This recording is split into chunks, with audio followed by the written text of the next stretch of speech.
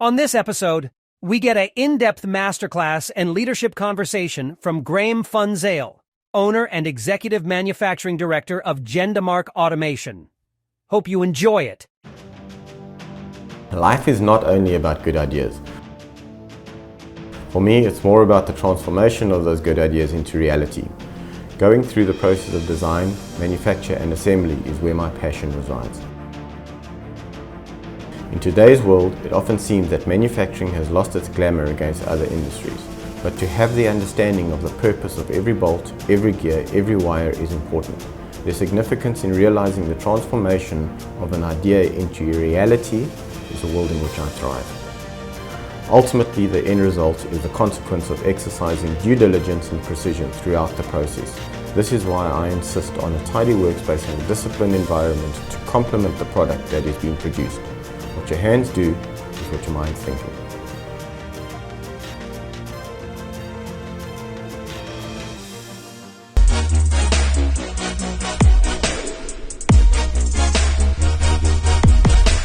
Graeme, thank you very much for coming. It's difficult to find you. Nowhere on the social media. I couldn't find even a bio of some sort of who you are. And I wanted to ask you as an opening question, why are you not on the net? Why do I need to be on the net? I don't have to put myself out there for any reason. I'm not a salesperson. I'm not looking for social acceptance of any kind. I know who I am and what I do, so. Yanesh, please save Graeme from this kind of opinion in 2023 when we're seeing where the future of how we live our lives is going. Please save him. I feel like I need to save you. Okay. So here's a question for you. Is your Instagram persona Yes. the same as who you actually are? No, Why? because especially Instagram, the world that we created in Instagram is one that has to set a standard of some sort of a lifestyle that you live or want to live, right? So, for example, everything that you see on my Instagram happened. So I did go and get a photo shoot, and it happened at the Da Vinci building in Sandton. However, the message that is portrayed is that I live that life. So I'm always in Sandton, right? I'm always in, but that's not true, because now I'm not in Sandton. But that's what social media has ended up being. Yes. And Graeme's point is, he doesn't need to show that he's living a fake life. Or any other life. But then again, so for example, the reason why that would be the case is that on a social media platform like Instagram, you could monetize that. For example, Yeah, but if that's your intent, then fine. Like, I'm on social media with a clear intent about trying to promote myself as a brand because I'm trying to promote the company. okay, So then my intention is very clear. I don't post about my photo shoot with my daughter. yeah, I don't need to. But I do post about my thought leadership on, IT versus OT. Mm. Why should Graeme? So, for example, one of the things that I'm thinking about now is in the next 5 years, the people that will be Graeme's best employees could be found at looking at how he does his leadership or how he directs the M&A department. And so the moment he starts creating thought leadership about how he does that, his processes, how it's changed over the years, you could potentially find a young person, or not even a young person, someone who's mid-30s who wants to work for Graeme because of that. So there's so many applications to why social media is important. I don't think there's any harm in him having one. What he uses it for and what he posts is in question, right? And that differs for different people. But not having a digital portfolio of some sort in this day and age, I think there's a lot of opportunities missed. What do you think, Graeme?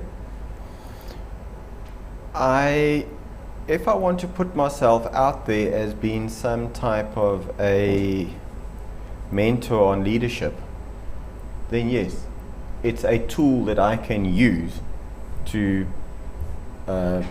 put myself out there for that purpose. But I don't see myself as that type of person, and I don't see the need for me to try and profess that I'm some type of a leadership mentor or guru or anything like that. So there's nothing wrong with social media and the different types of social media that is. They're tools. And should you choose to meet should you choose to want to meet some type of objective by using those particular tools, go for it. But understand what your objective is.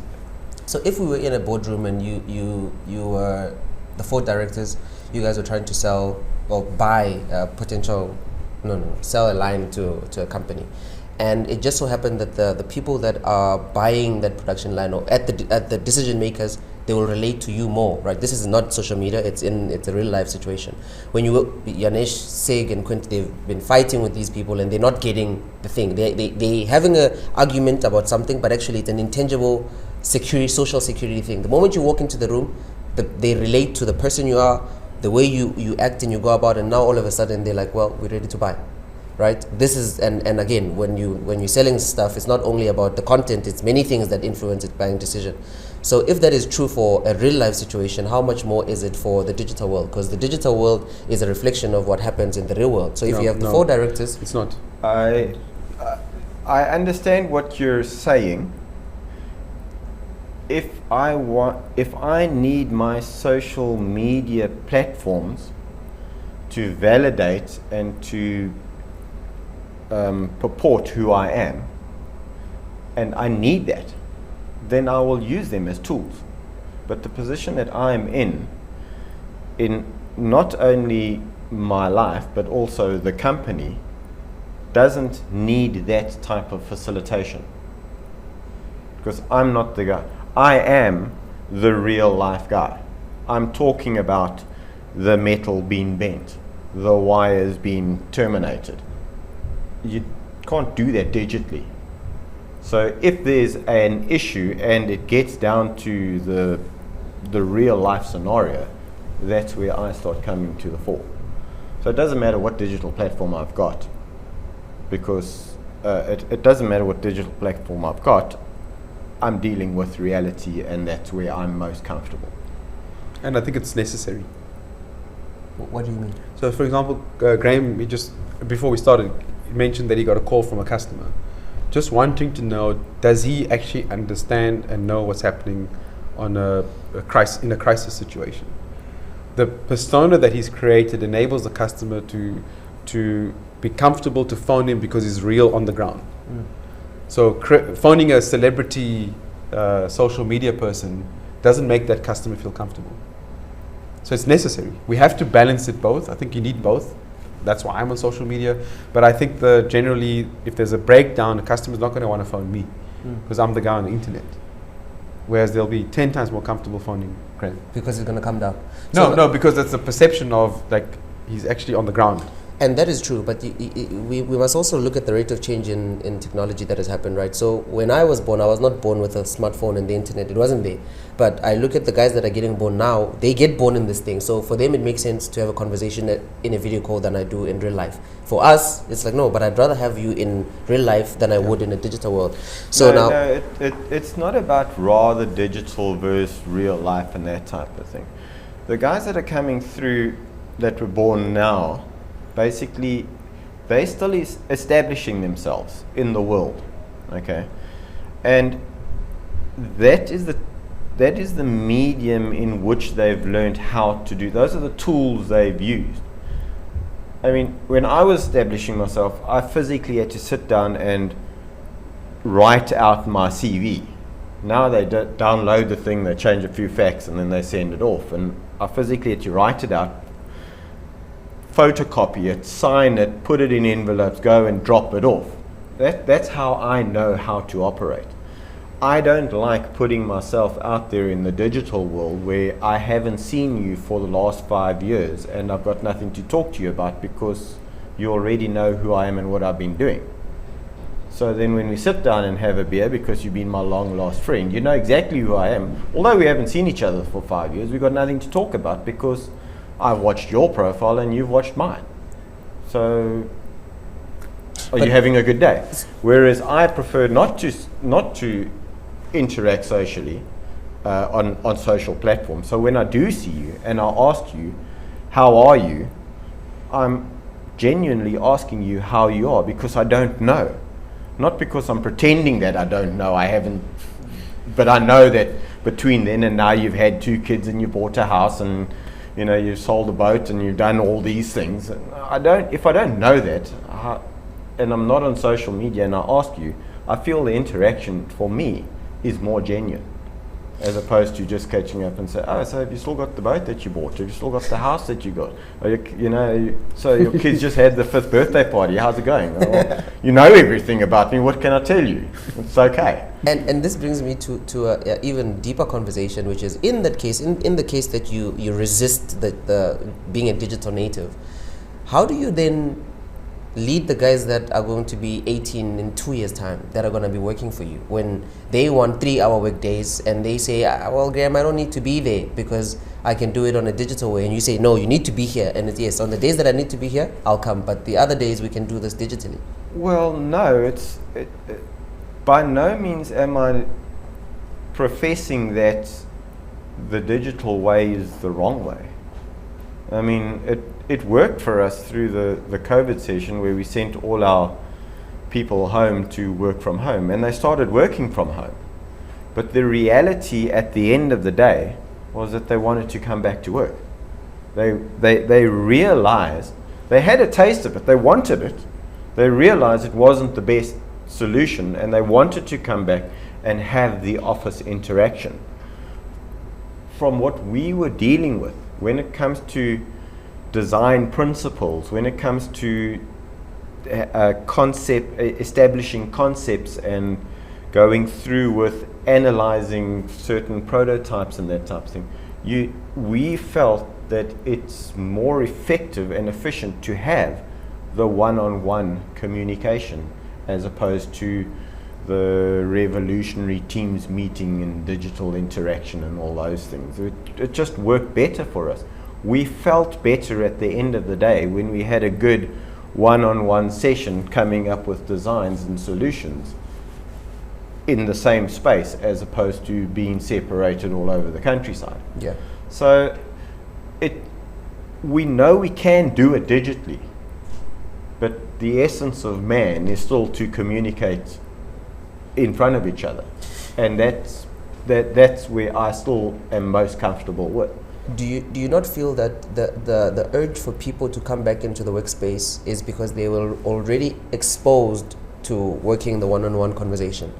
So the younger guys, when their exposure is the digital one, their natural urge would not be to go back to something they don't know.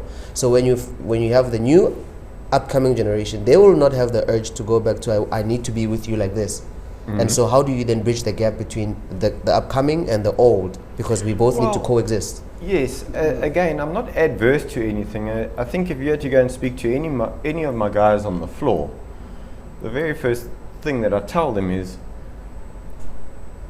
I only need you at work when I need work done. You don't have to be here. For all I care, I don't want you to have to come into the office every day, long as the work gets done. So we've got to find that balance between getting the work done and not having to be here to do the work, and the control mechanisms around that.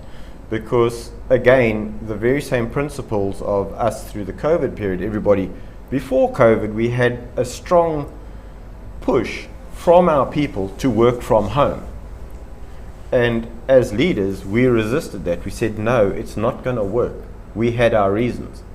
COVID came and enforced that they must now go home. Okay, well, go home and make it work, which we did. Following which, they're the ones that came back and said, listen, we want to come back to the office. So it's almost that story of the grass is greener on the other side. You want to go there, you want to experience it.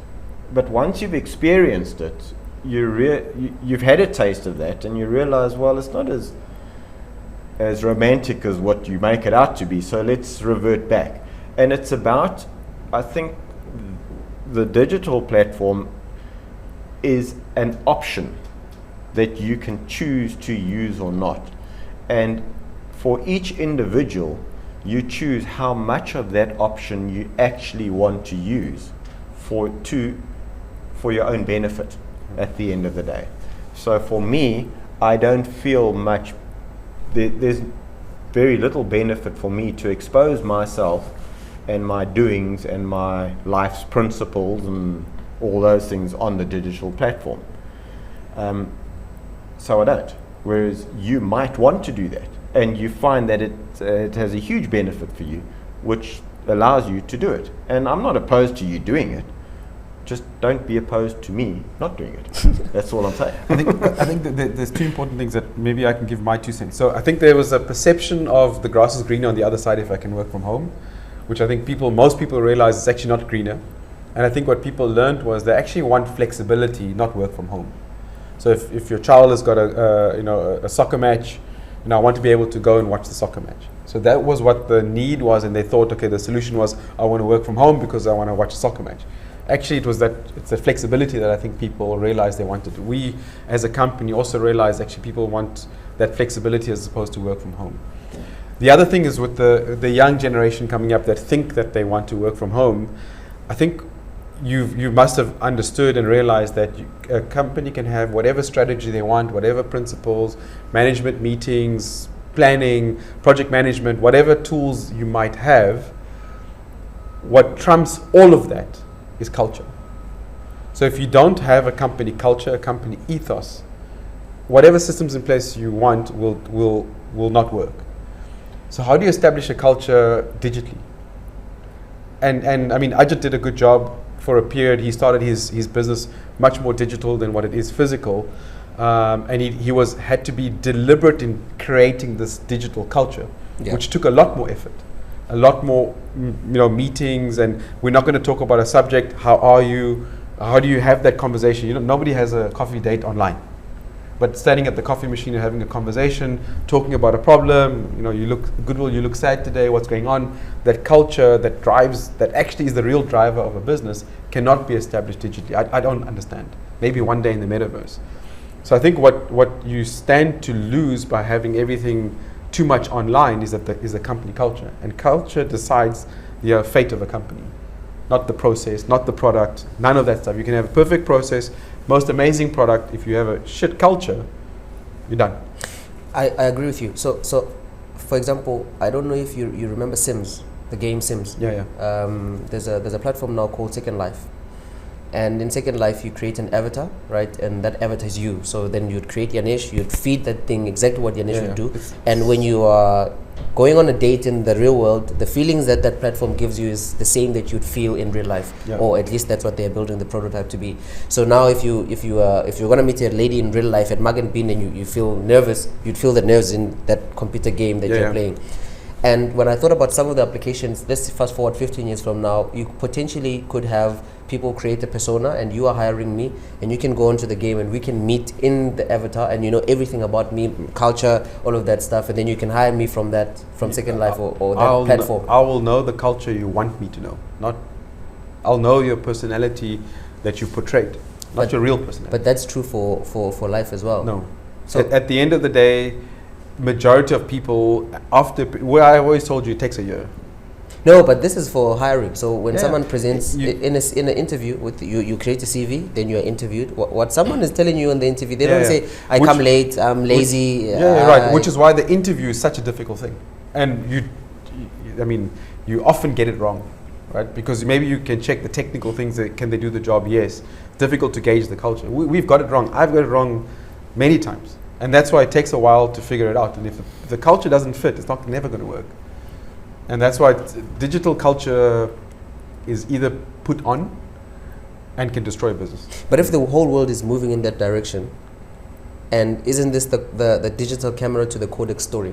No. That in the next 15 years or 20 years, we might be irrelevant in the new world that is emerging right now. It's not a world I want to live in, firstly. Number two, I think that as Graeme alluded to, human nature is human nature.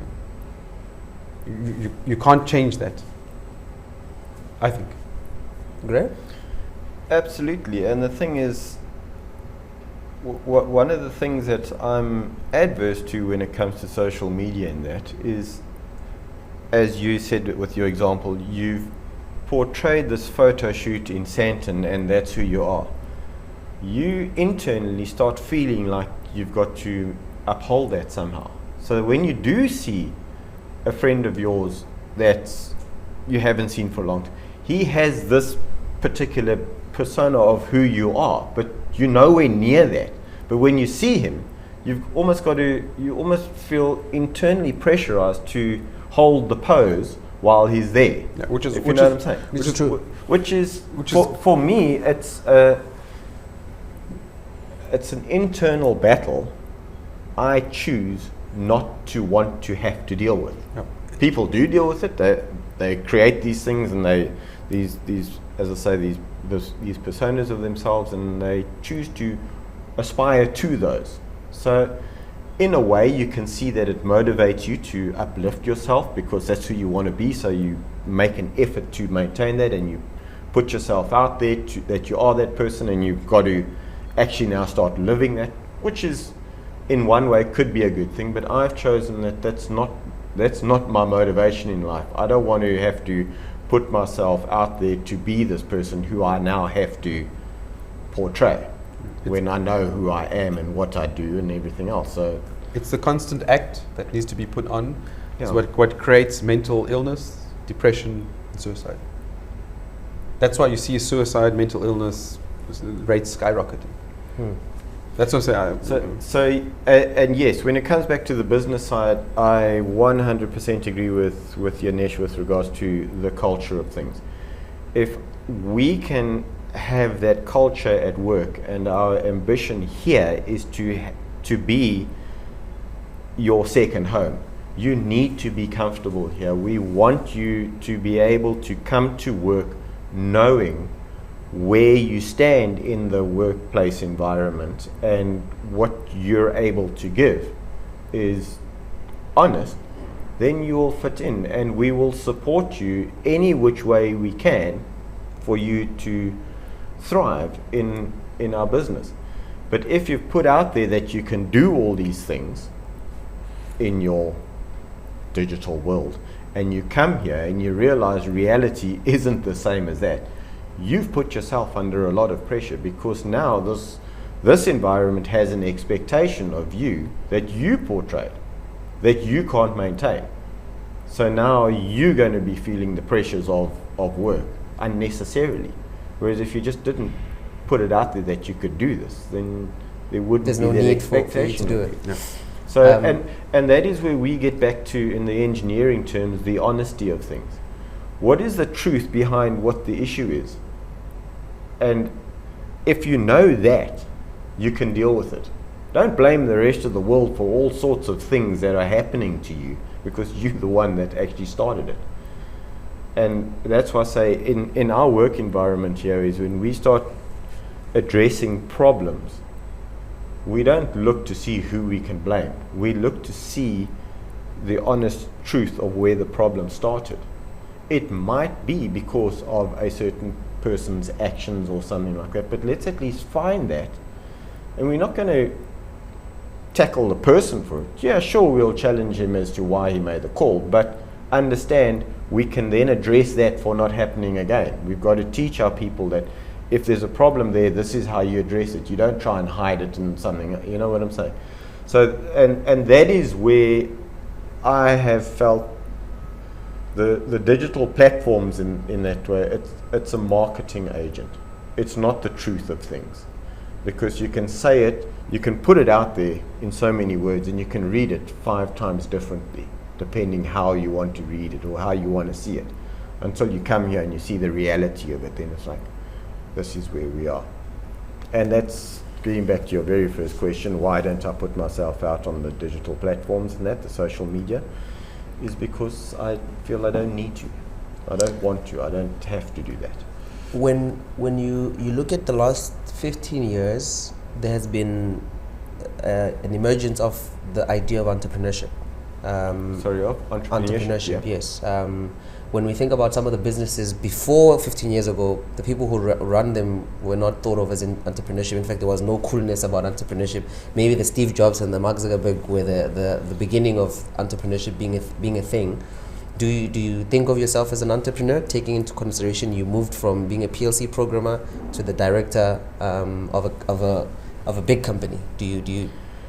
No, I'm not an entrepreneur at all. I basically got involved. I went through the same routine that everybody else did. You finished your school, you went to studies, you finished your studies, you got your first job. And basically from there, I was never the type of person who would be able to just leave me on my own and I will create something. I joined Jendamark. I saw the potential that Jendamark has. I understood the dynamics of what the company was about back then, which was my attraction towards it from where I was. And then basically from there, we just evolved. Evolving doesn't mean you have to be an entrepreneur. It means you just understand the different directions that you can go in, choose your best route, and then follow it accordingly.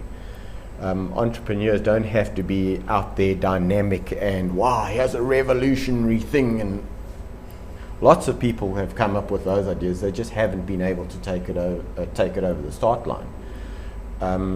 But what I would say is that the company that we're in Jendamark, is very entrepreneurial.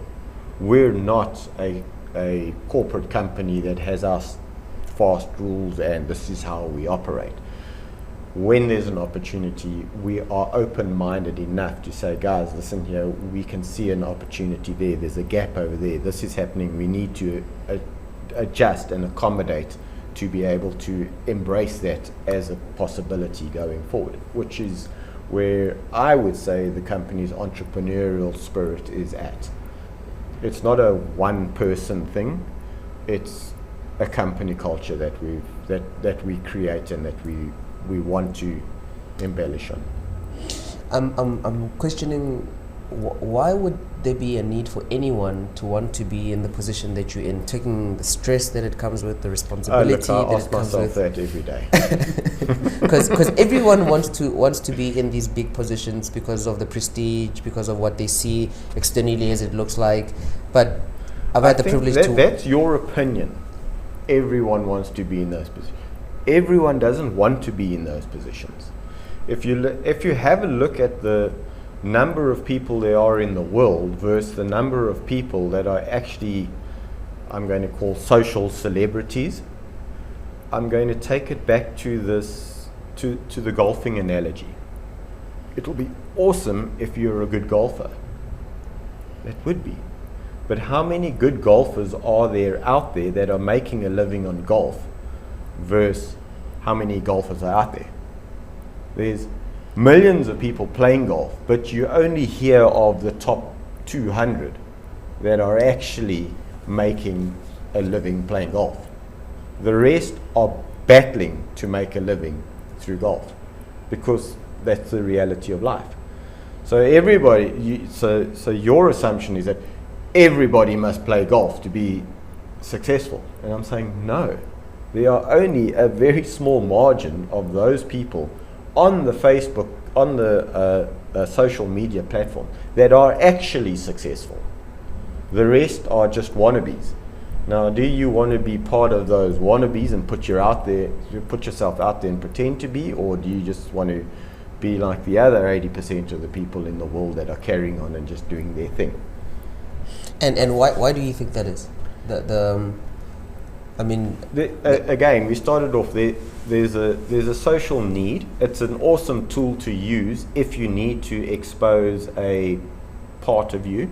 As Yanesh says, he is the brand of Jendamark. He needs to expose what the company is all about, and when he goes and talks with customers and that, they need to be able to relate with him because he's out there finding new opportunities and possibilities, and there is that social interaction.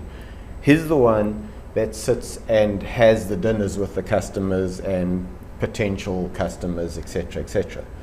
I'm not that guy. They don't need to know about me, and I don't need to go and sit and have dinner with them to enhance the Jendamark brand. If I do that, it will be, if I'm invited for supper with a customer, it would be a courtesy thing to have to, or not have to, but want to talk with him and just get to know him a little bit better because he may be part of the future of Jendamark. So that to me brings it back down to real life.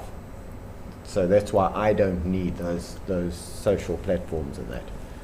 I think that I think Graeme is underselling his entrepreneurship thing, because I mean there's obviously many different types of entrepreneurs. I think the value that Graeme is potentially underselling is the skill that he has to understand the job that needs to get done. So I mean there's like lots of great ideas as he spoke about, but okay, fine. Vibro bike is an example. Here's a great idea, awesome thing. Now what? There's a job to be done, and in order to do the job is what makes it successful. It's pointless having the great idea. So I'm often the ideas guy. But I mean, I can get it to a certain point, but to actually close it, so Ziggy and Graeme come in to actually finish it and get the job done. Because otherwise, without that, you've got nothing. So I think Graeme has a unique eye or talent or whatever you want to call it to say, okay, here's the situation. We've had many crises like through the company. Okay, here we are now. The truth is that now what? There's a job to be done. Let's just no need to talk about it. Let's just get it done and roll up your sleeves and do it. And I think that's the fundamental to being an entrepreneur. It's not cool and sexy. Like everyone wants to have the cool and sexy Instagram version of entrepreneurship, but the reality is entrepreneurship is not cool and sexy. It's getting the job done. The question that I was asking Graeme is, why would anyone want to be at the top level of whatever they do? So a director, because for me, it's not about being at the top level of what I do. For me, it's about doing what I enjoy.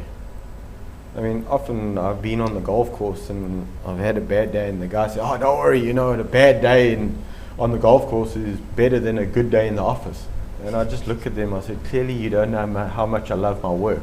I'd much rather have spent my day in the office than freaking play this round of golf because it was so hectic.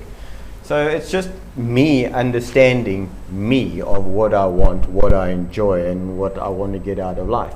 I don't need to purport myself out there to be this successful director of a multi-million rand company and this is what we do. I don't need to. I've got partners that do that. So I'm happy with that. They must go out there because that's what they're good at and that's what they do. I don't need to do that because I don't have to do that. What I need to do is get back to the office and sort out what we have to get done. That's what I need to do, and that's what I wake up for in the morning, not to see how the world perceives me, but to see what I have to do to get the company through the day. Yeah. Let me elaborate on what I mean by get the job done. Is it's easy to come to work and see, okay, here's my to-do list, 10 things to be done to get a certain outcome. But I think the entrepreneurship thing that Graeme has is that coming to work and seeing, okay, these are the 10 things that people think need to get done, but actually, no ways. These 10 things, if you do that, you're not going to be successful, so don't waste your time. Rather do these 5 things. So it's understanding beyond just the task management and project list. It's about really getting it done, not just ticking boxes. And I think that's probably the most important skill of an entrepreneur. Mm-hmm. The perception of, like I said, what an entrepreneur should be is completely false. Getting it done and facing obstacles along the way, navigating cash flow, navigating mechanical failures, electrical failures, things catching on fire, getting it done. That's what Graeme does. And that's what I say. The position I'm in, I like to think of it as being in a fortunate position where I can focus on, and I've always told my guys, they treat the causes, not the symptoms. Invariably, something has caused 3 things to go wrong. So they treat those 3 things that have gone wrong, which needs to be done. But I'm in the position where I can step back, I can get my teams to be dealing with the symptoms while I'm assessing where the cause of the problem was and go and tackle that, so that I don't have to have these myriads of people running around treating the symptoms. If I just treat that one thing, these 3 things go away. And that's where that's a position I'm fulfilling at the moment, is just allowing the company to do what it has to do, but while doing that, analyzing and assessing, is that what we actually have to do? And where does the security, the self-security come from in your 30 years, I think, of being in the industry? At Well, what I think we're heading on about 70, it feels like. Anyway. at what stage did you start feeling I'm secure in myself? Because I listening to you, you're not insecure about not being on social media, you're not insecure about your role, you're not insecure about what you do. I've not met a lot of people who are very secure about what they do, and even what they don't do, they don't feel FOMO, the fear of missing out, that they're not doing that because they have this security in themselves. How did you get to that? I think I was just brought up to know who I am. This is who I am. This is the value I have in my world. So make it happen. Just go out and live your life. Don't pretend that you're now wanting to do something or be something that you're not. And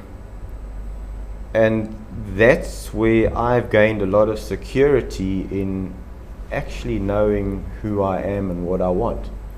I'm not here to profess that I want to be this multi-million rand person living this celebrity lifestyle and everything else, because that alone for me would bring a lot of insecurities to me, whether I can actually hold that pose or not. And then I start questioning myself, and then I start doubting myself because I'm not this person who I think I want to become, and then it just starts deteriorating from there.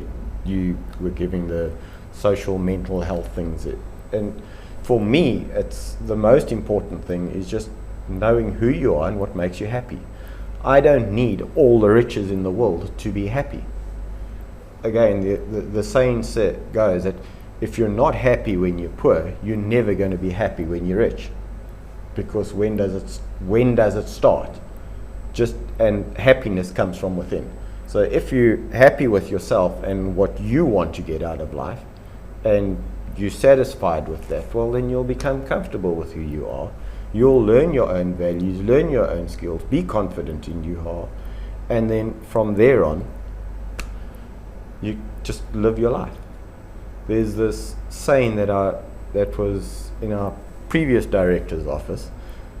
There was a plaque on his wall that says, "This world has got a habit of making space for those who know what they want." And I've always said, if you know what you want, go for it. The world will make a space for you. And that's where I get my confidence from. I'm not sitting here without any insecurities. I'm not trying to tell you that, hey, I'm the most confident guy with no insecurities. I'm just, on top. Trust me, there's a lot of insecurities, but I deal with them accordingly. But I deal with the insecurity. I don't mask the insecurity by trying to purport that I'm something else so that nobody's attracted, so that I disguise the insecurity. If I've got an insecurity, I can speak openly to people about it and let them know, listen here, if you're expecting me to do this, I'm letting you know I can't. I'm not trying to say, well, yeah, sure, no, and run away and try and find a way of doing it. If I can't do something, I let them know I can't do it, and then there's nothing to hide. They know who I am, and yeah, that's where I feel that if I get sucked into this whole social media thing, I will start creating those insecurities for myself, which are for me something I don't want to have to deal with. So why deal with it? If and I also want to ask you this: if Jendamark, God forbid, today, boom, is done, what would you do? It's over. I don't know. I haven't thought of that. I've never had to think of that, because if I think of that, then I create those insecurities, and then I'm starting to put it out there that it's going to happen. So if I start putting it out there that it's going to happen, it's going to happen. And then I've just caused a whole lot of issues for myself. I'm a strong believer in positive thinking. I'm a strong believer in, if you put it out there, you can make it happen. And that's why I don't choose to dwell on my negatives. I will rather say, listen here, sure, we can do it. We can make a plan. I might not know how, but let's go with it. And I think that's generally been the consensus with the leadership within Jendamark is, sometimes we get ourselves into situations where like every door's closed in front of you. It doesn't matter. If you're not moving, you're not going to create an opportunity. So just do something. And we would carry on moving, and invariably from there a crack would form, a door will become ajar, something, and then we open up, and then we're back on the road again, and we carry on. That's just the nature of the company. That's just the nature of, I think, the leadership of this company, is that don't have as much self-doubt as you need to. Sure, question yourself, but don't start believing that it's not possible. Otherwise, you'll mentally work yourself into the position that it is not possible, and then it's not possible.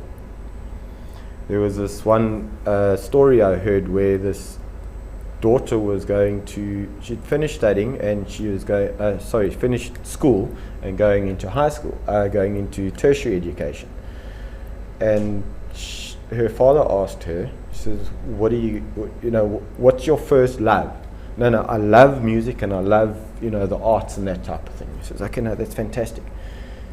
And what do you want to do? She says, no, I'd love to be able to teach music. And so he said, okay, well, fine. He says, but what are you going to go do next year? No, I'm going to go study a BCom. And he said, but why are you studying a BCom if your love is in music and that? He said, because I'm going to get my degree in BCom, but if my music doesn't work out, if I fail at that, I've got a safety net. And he said, but don't you realize that if you've got a safety net, you're already planning to fail? You don't need the safety net.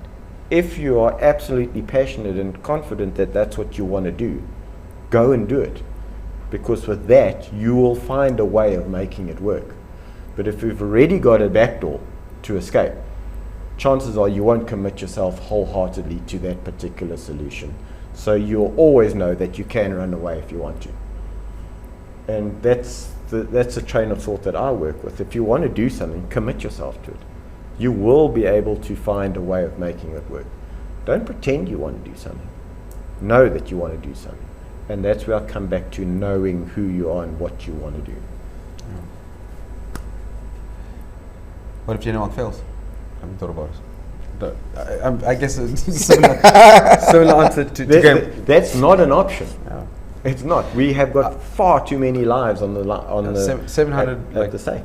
people to be concerned about. Plus family, yeah. Plus their families, yeah.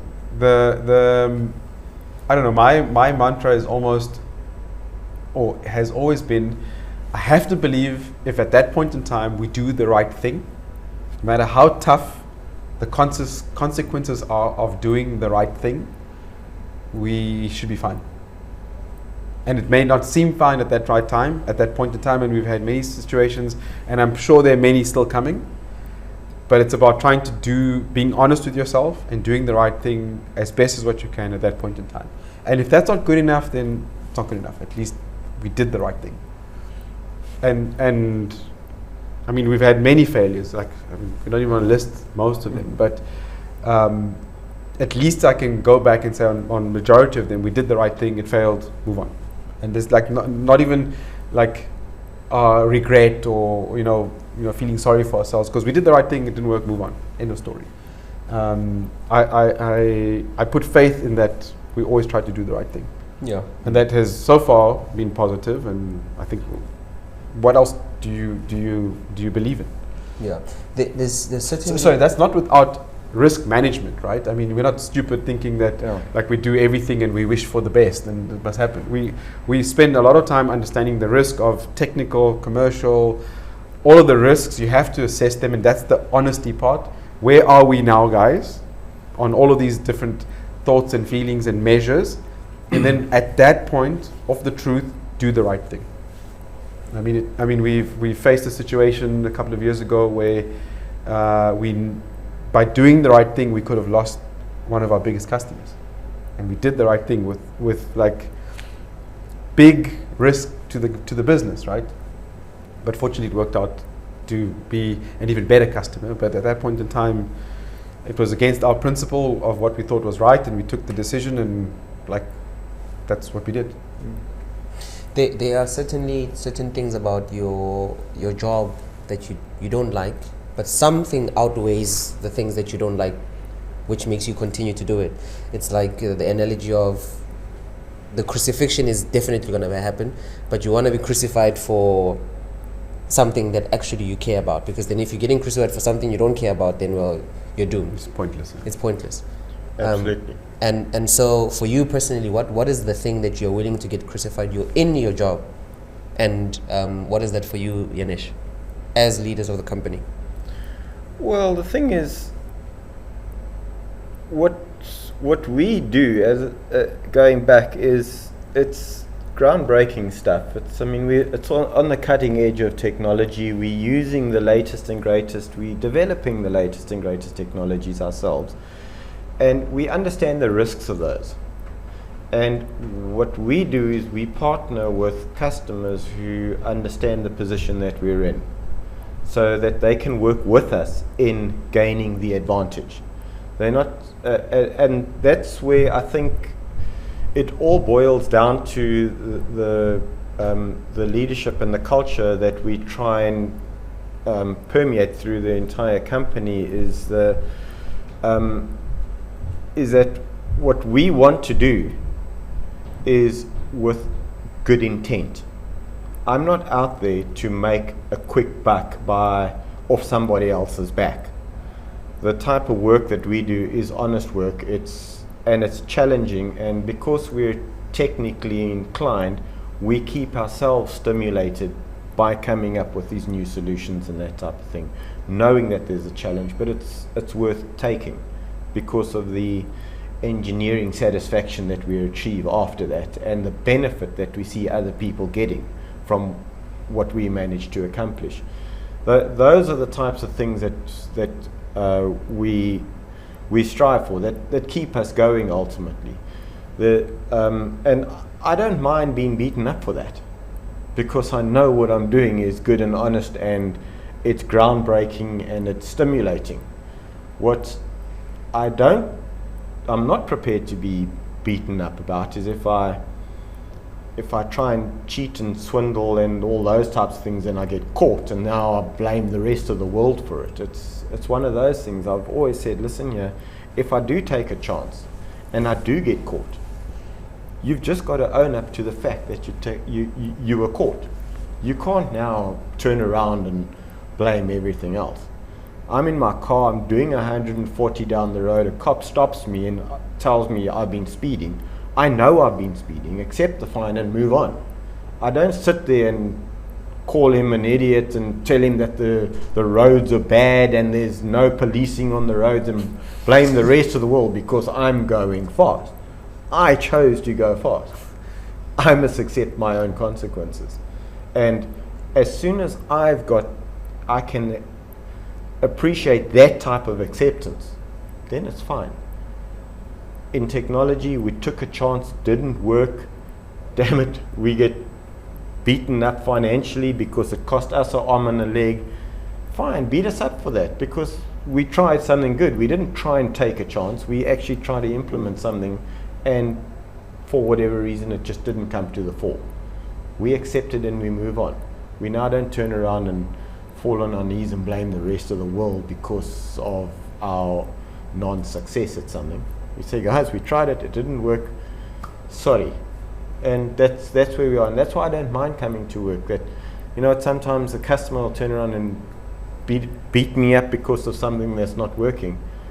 But understand that what I tried to get working for him, nobody else has got working yet before. So he can beat me up about it, but I will know that, yes, he's letting off steam and that type of thing, and we made a wrong call, and I'll take it upon my own shoulders for that. And that's the type of, I think, crucifix that I'm willing to accept. I'm not willing to accept when people come and beat me up about other things that other people have done. I find that a bit bitter, and I stand pretty strong on my front when that happens. Maybe that's why I don't talk to customers. Graeme is good with customers. That's an incorrect perception. Because maybe one day you saw at a customer, but I've sworn customers before as well. I've got a question. So Graeme, you obviously grew up on a farm. Yeah. And for some reason, I've realized that many of our designers, programmers, the guys on the floor that put the machines together, design the machines, program the machines, somehow the guys that grew up on the farm, as we call it, the farm, right? Yeah. Somehow are quicker at problem solving, quicker at figuring out, coming up with a different concept. Have you noticed that? And if it is, what do you think it is about the farm life that makes people good engineers? Yes, I have noticed that. I have realized that though that I don't know. Maybe it just might be that freedom of thinking. You're not as monitored. I, for one, was not as monitored on the farm as what my kids are in town. Yeah. On the farm, I know that breakfast was from 7:30. If you come into the house at 8:30, the table's cleared and breakfast packed away. That's done. Okay. So I must now, and it doesn't matter where I am before 7:30. I can be out in the fields, running around, riding my bike, whatever I'm doing. I know that if I want to survive the day, I've got to be back at home by 7:30, and it's up to me to decide that. Today's the kids in town, I feel they're more monitored. Are you going to be back here? Make sure that you're back here because of all those scenarios. So I think it's just a general culture of freedom of thinking. When you're out there, you're seeing things.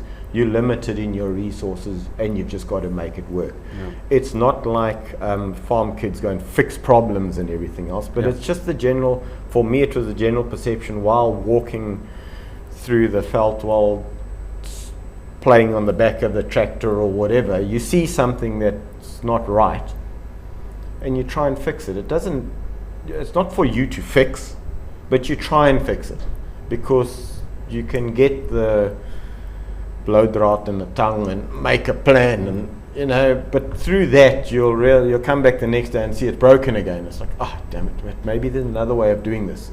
And you've got the freedom of doing that. It's not like somebody's, no, you're not allowed to use that tool and you can use it. I mean, I had access to the workshop when I was yay big, and sparks flew into my head and everything on the grinder trying to make blades and that type of thing, and it's just what you learned. Yeah. So I think it might just be that whole freedom of thinking, unreserved thought patterns. Because there's definitely something in that. I think that we've got some of the cleverest engineers that have followed the rules, right? School, university, whatever, got the top marks, put them in an unfamiliar environment to solve a problem, and they fall apart. And this is the theory behind it, yeah. And some of the best problem solvers we have got no tertiary education. They've got nothing formal, but throw them in the mix, and like somehow you get this magic that comes out. And obviously the combination of the two is really good. So you have some of our top engineers that grew up on a farm, and you find there's a mix there of practical skills that have been learned over time, this freedom of thinking added with the theory, and then you get the balance between the two. I wish we could put that farm life in a bottle and get a whole bunch of people to drink it and then go study. Yeah. It'll be, I think through the best designers, the best programmers that we've had have all been through that. That's like a common denominator. Almost want to discriminate, unless you've had that practical freedom thinking out in the bush and whatever, and you can't come work here or something. Yeah. And again, it all boils down to I'm going to say modern living. On the farm, you've got to make yourself breakfast. You've got to go through the preparation of a simple task. Yeah. Whereas here, it's easy just to pick up a fast food on the way to work or that type of thing. I don't have to make my own coffee. I can just pick one up. Convenience. Coffee to go type thing.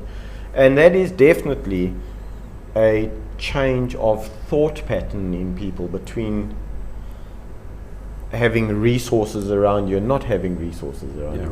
When you're resource scarce, you become more entrepreneurial. Your freedom of thinking is, there's no boundaries over there. Whereas with resources around you, you become confined to rules and processes. Yeah, or maybe it's also the maybe another way to describe it is you've got no boundaries around you, which also means you've got no resources around you, but you still got to eat. Yes. Whereas if you've got many options in town to eat, you don't build up a skill set to figure out how to eat. Yeah. So just on your phone, you press a button, the thing arrives to you. That's the difference. It's an interesting observation. Like I said, I wish we could figure out what that is and actually train people, on that. It's far more valuable, I think, than, learning quadratic equations. Yeah, look, again, everything that we've got in the modern world, I don't know why, maybe it's human nature, is that we're using these tools to make ourselves more inefficient. Bottom line. And stupid. As much as what, as good as what the technology advances are, they were never meant for the intent that they're being used for. Yeah. And I think everybody who's developed any of that is like stood back and said, I didn't realize that this is how it would be used, or and that's just something that I think man is going through, and the pendulum will swing again one day and it'll start coming back to say, no, you know what, at the moment there's a big drive on education and that type of thing, getting out of schools because of the influence of those around you there. Yeah. But then you take that all away, it's like working at home. Hang on, I want those influences again, so you all start coming back again. But that's the way life is. It swings and roundabouts. Yeah. We spoke about the farm life. Yes. And I guess the creativity in the farm life. And if I cast my mind back to maybe 20 years ago, we were kind of, as a company, all over the place. We had like 25 people, or maybe 30, 40 people, all kind of jumbled up in a mess, trying to get it done. And yes. Those are the days we had the designer making what he designed, exactly, fixing what he had to assemble, and so everybody was doing everything at the same time. Yeah. And one of the key things that you instituted, with some resistance from myself and many other people, was this sort of structured approach, discipline. And I'm standing at one of the electrical panels, and you can see the outcome of that is really neat, neatly wired panel, labeled. Maybe just talk us through that journey of how you implemented these systems and processes that took us from a mom and pop garage business to what we are today. Yeah. Well, basically it was a process of growing up ultimately. As you said in the beginning, we were all together, we all knew exactly what was happening because we had hands-on experience, and whatever the issue was, we knew what we had fixed yesterday, and we knew what the implications were of that change today. As the company grew bigger, so we didn't have that, I'm going to say, luxury of being hands-on involved, everybody being hands-on involved all the time. So certain tasks were then delegated to certain people, and that's where we started realizing, no, but hang on, if they're just going to work haphazardly and expect everybody else to pick up after them, if they're not there, if they've moved on to another project, etc. You gave the analogy of nursery school, right? It was mayhem, and I'm going to say it's like, from where we were 20, 30 years ago was like a little kindergarten scenario where that ball is running around the playground and all the kids are just following the ball. There's absolutely no structure, but we're all having fun anyway.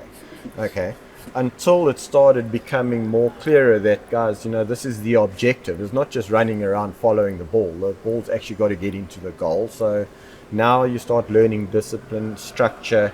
Guys, we need people to stay back. We need midfielders. We need strikers. We need those types of things. And in the beginning it was difficult because everybody wanted to follow the ball, which was great. But we've grown up to the point where it's now professional football, where I need to have a structured approach, and each project in that we now plan our project according to what resources are needed, and everybody now needs to play the game that they've been allocated to play. Yeah. Ultimately, I think it's fundamental to having a sustainable business that's where you manage your risk.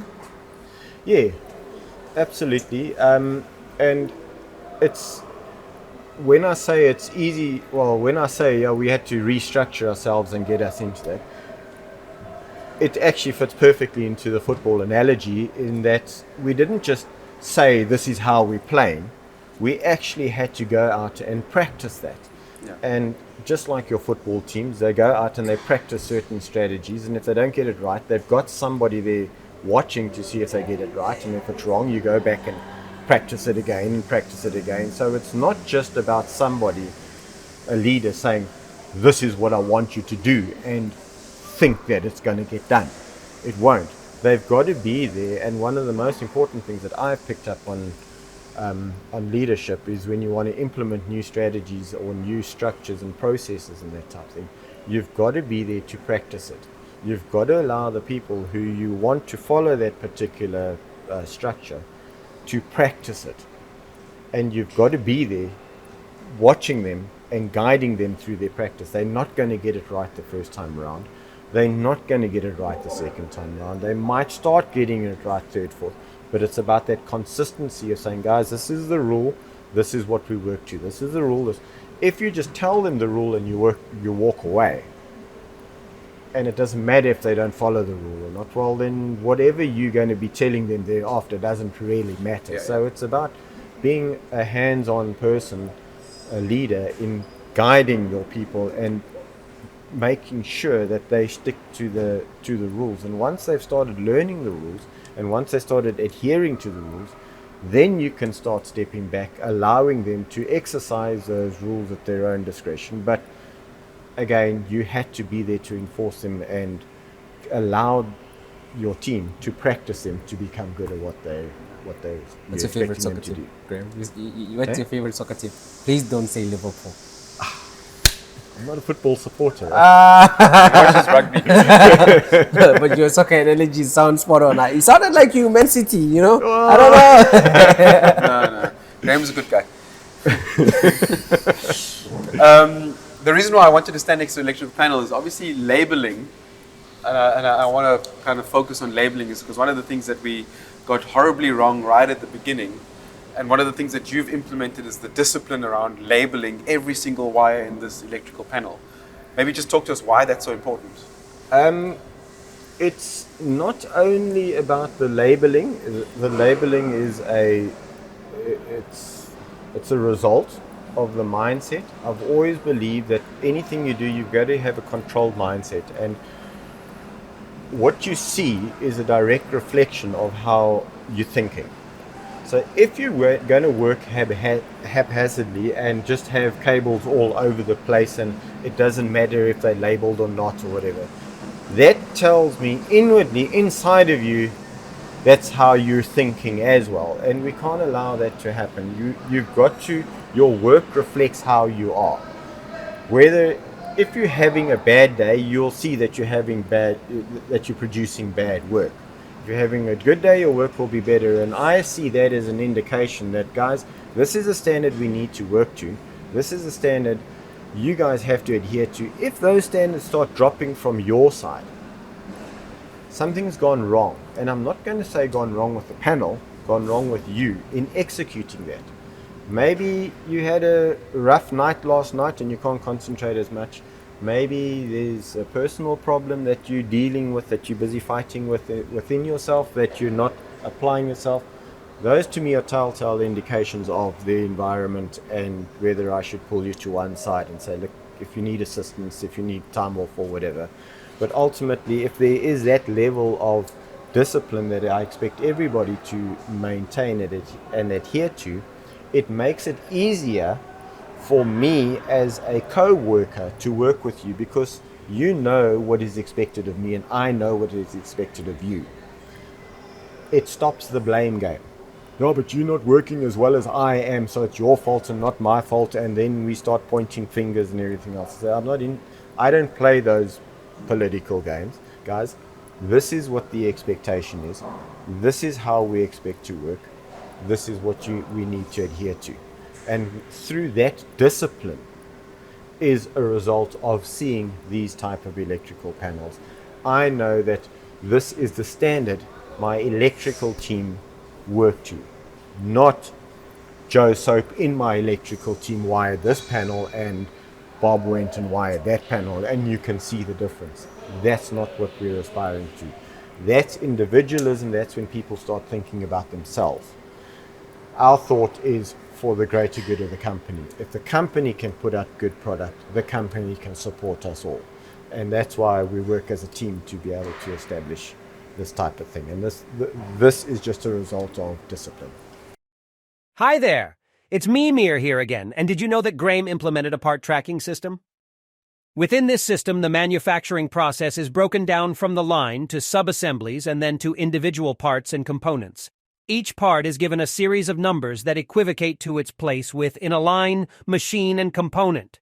This makes traceability of each part's production and assembly much more organized and simpler for technicians to follow. This part itself tells me exactly what revision this part is, Yep. where it fits onto the next assembly, sub-assembly that goes onto the assembly, that goes onto the station, that goes into the line, that goes onto the actual project itself. And then the customer. And then with that Does project, this also the help customer. when the line is assembled at a customer, now you needing a part, something broke? Does it also help with that kind of thing? If the customer's got a drawing number, it means nothing to them. They just get the drawing number, they match it up to the part, and they'll go and remanufacture it if need be. If they phone back to Jendamark and say, this part is broken, we then ask all those questions. Firstly, do you have a part number that you can give us? If they give us a part number, we know exactly where in our filing system to go and look for that particular drawing number. If they can't give us that part number, then they need to start. We need to start digging a little bit further. What station you're on, where, etc., etc. But our whole system, any of our designers or maintenance people know exactly how to go into that project and start chasing the pathway until you eventually get to that particular part. So these particular parts, are they machined internally or externally? We get machining done both internally and externally. There's a number of factors that, depending on what type of machining is needed, what materials are being machined, it's been machined from, as well as resource availability. All our machines might be busy internally, which means we have to send it out. At the same time, what we normally send out, we might start doing internally because our machines are becoming a little more freer. So it all depends on the balance of resources. So maybe, this seems like a pretty innocuous little bracket for something, right? Yeah. Maybe talk us through the journey from, obviously the designer would have designed this, to it ending up in my hand, and where does this end up? So maybe that whole journey of what we have to do to get this. All right. So basically what the designer will do is he will have a drawing depicting this part. He releases that to our manufacturing department and our stores. Stores, well, we call it the stores, it will be the material stores. They will identify what material is needed to manufacture this part. It will be on the drawing, but they will then go and source the material. Sometimes it's a big piece of material, sometimes it can be a laser cut piece of material, sometimes it can be flame cut, it all depends. Laser cutting is a precise and versatile cutting process that uses a high-powered laser beam to melt, vaporize, or burn through a material. The laser beam is focused and directed by computer-controlled optics to create a precise and clean cut. Laser cutting offers several advantages, including high precision, minimal material waste, narrow width of the cut, and the ability to create intricate designs and patterns. Flame cutting, on the other hand, is a thermal cutting process that utilizes a high-temperature flame produced by a fuel gas such as acetylene, propane, or natural gas combined with oxygen. The heat generated by the flame melts the material being cut, while a jet of oxygen blows away the molten metal to create a cut. Flame cutting is primarily used for cutting thick materials. Flame cutting typically results in a wider cut width and rougher edges compared to laser cutting. That there will come in as raw material. It will then get delivered to this particular area within our company, saying the material is being delivered. We've got coordinators that follow that particular release on a tracking sheet, so they know exactly the process, the manufacturing process this particular part will go through to reach its final part. They will get that material, they will then assess when is it due. Everything that we release has got due dates on.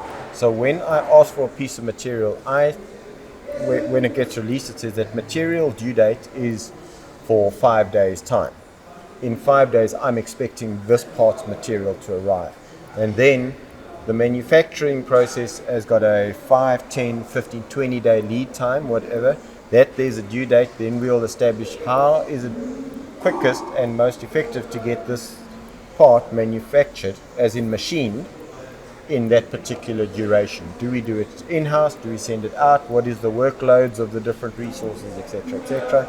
That there all gets assessed and gets initiated accordingly. So this year will most probably be a flame cut unit that gets machined on both sides, and then it's following that it comes back, and then it's got to go out for anodizing or material finish, and then it will come back and say, well, that part's now finished. What is anodizing?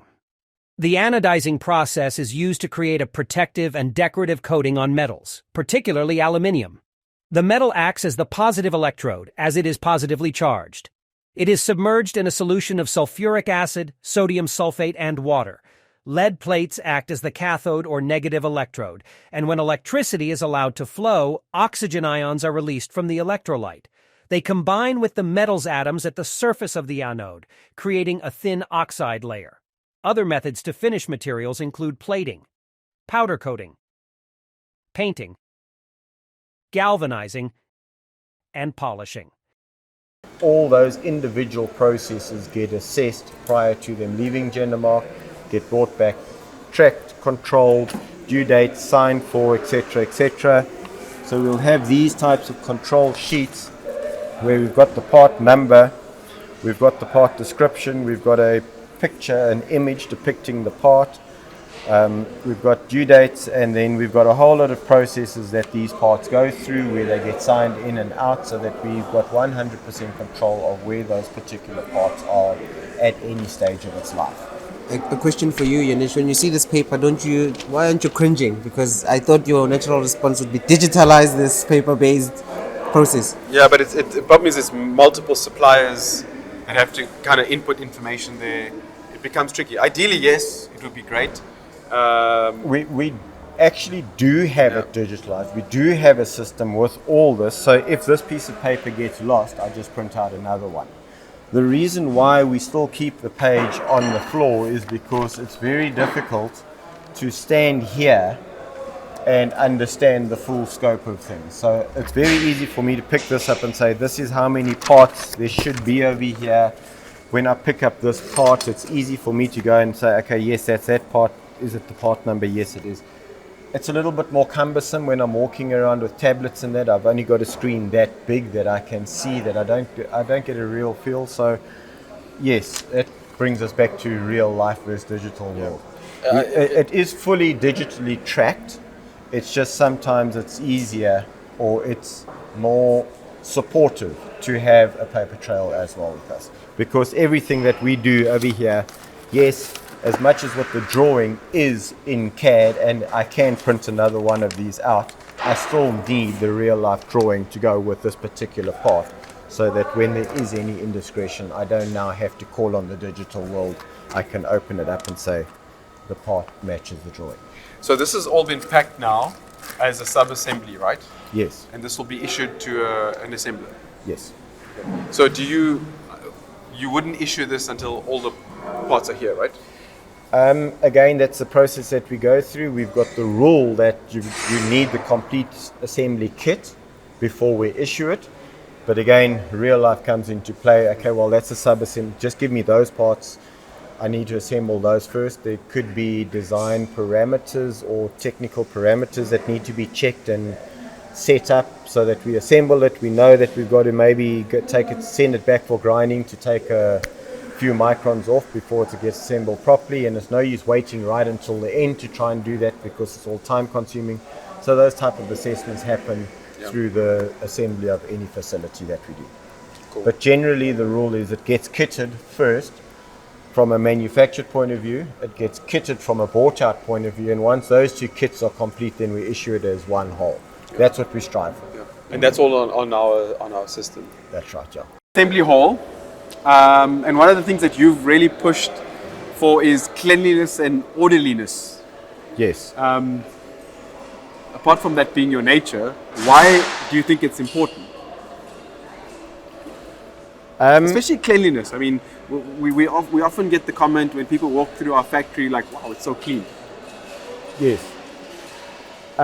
It's for me, it's a reflection of your environment. If it's a messy environment, for me it portrays poor workmanship, a don't care attitude. It conjures up those types of thoughts and feelings from my side. It's a reflection of how my people are working, how they're feeling. I see it as this is a place that I come to every day. I want to feel like I want to come here. I want it to be a place that that I enjoy coming to. Yep. So it must be neat, it must be tidy, it must be receptive to me when I come over here. Yeah.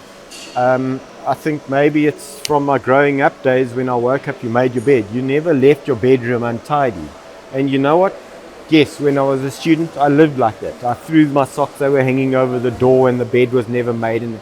But that was nice for a month or two until I started coming home like, oh man, my place is a mess. It's a reflection of who I am and how I'm approaching the world.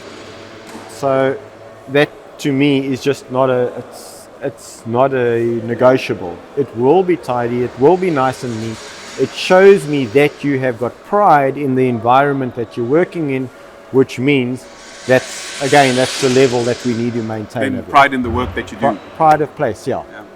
Studies have shown that a clean and organized workspace is beneficial to all involved. It can reduce distractions, enhance efficiency, promote employee health and well-being, and boost morale.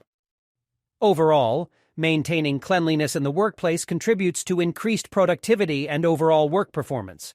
So I think Jendamark is a reflection of not Graeme's student room, but maybe when he was at home and his mum made him make his bed. Yes, maybe so. But again, I have to respect that this is a place that it's not a place where I work; it's a place where we work. Yeah. And regardless, I need it to be acceptable for yourself as well. So if I'm bringing people here, I need to be proud of a place that I'm bringing to. I don't want to have to say, please excuse the environment, we're busy. Yeah.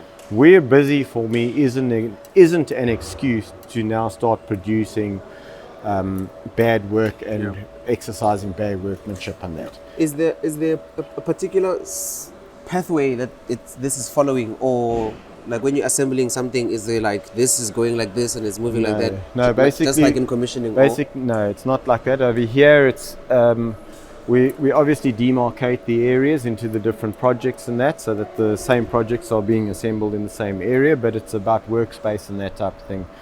Here, it is solely focusing on the facility itself, and not the relevance of that facility to its environment. Which allows that person just to focus on assembling that facility to what it needs to be assembled to.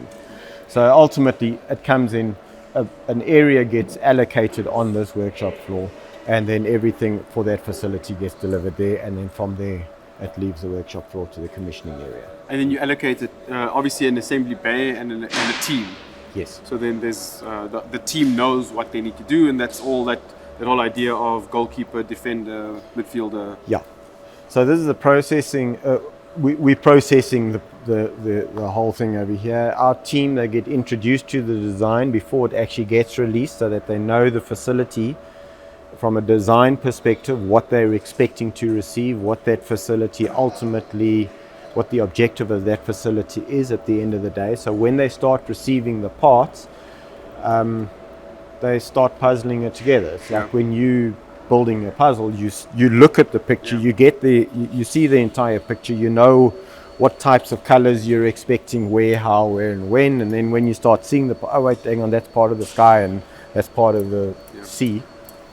And what kind of trade do the people that work here have? Are they artisans? They're pretty much artisans. In manufacturing, an artisan typically refers to a skilled craftsman or craftswoman who specializes in creating products or components using traditional techniques and manual skills. Artisans are known for their attention to detail, precision, and dedication to their craft. From different areas, different backgrounds. You got your mechanical, you got your electrical. Artisans that are over here. We've got students. We're very involved in a development program within Jendamark. We've acknowledged that we've got resource shortages and that out there in the industry. So instead of sitting here and complaining about it, we've decided to undertake our own student programs and that type of thing, and develop people into becoming artisans, so that there's a number of guys here, trainees running around working with our qualified artisans, learning the skills and the trade, etc., etc. You know, often I get to ask this question about what do leaders want their legacy to be. So I want to ask you the same thing. What do you want your legacy to be? But couple that with your overview of how you lead the department, and your closing comments on that. And what you want in the event that you're no longer here, the next person to take and make better. That would be my legacy, right? Yes. My legacy ultimately would be Jendamark Automation. If I can sit back one day and have nothing to do with the operations of Jendamark and tell people that's the company that we developed, I think that's where I would aim to be. So the strategy on doing that from a leadership perspective is to initiate the whole principle of, I'm going to say, share leadership. I'm in the position I'm in at the moment. I need to work myself out of this position. And this is something that I keep on telling all my managers and my supervisors, and that is, from a leadership perspective, you've got to, if you want to aspire in to climb the ladder in any way, I've always told them they've got to aspire to work themselves out of a position. Because once you've made yourself available to leave that position, it means that you now can be taken out of that and put somewhere else. And invariably, if that is your mindset within a company, it will be acknowledged that we can take you from here and move you up. If you are too valuable in that position and nobody else knows how to do or how to fulfill the role that you're filling, they're never going to move you out of that position, because now you've become stuck over there. And it's with those principles that I keep on telling my supervisors and my managers that they've got to start teaching the people below them how to fill your shoes, so that you can become more accessible elsewhere within the company, which will allow your own personal growth. The nice thing about that is that it allows for a more open management style. If I've got a problem, I don't sort it out. I can call my team together. I can ask them for solutions. It's more of a teamwork scenario where people start buying into wanting to sort out problems, rather than, it's not my problem, it's the boss's, he must sort it out. It's now they feel more entitled to want to actually supply solutions and empower themselves as well, which is a win-win for everybody. You said you wanted to talk about the matrix. Yeah, it takes us into the different leadership methods and that type of thing. You can have your hierarchical leaders where I'm the boss and everybody below me must listen to what I say, which, yes, is the traditional way, and there's a lot of merit in that type of structural leadership.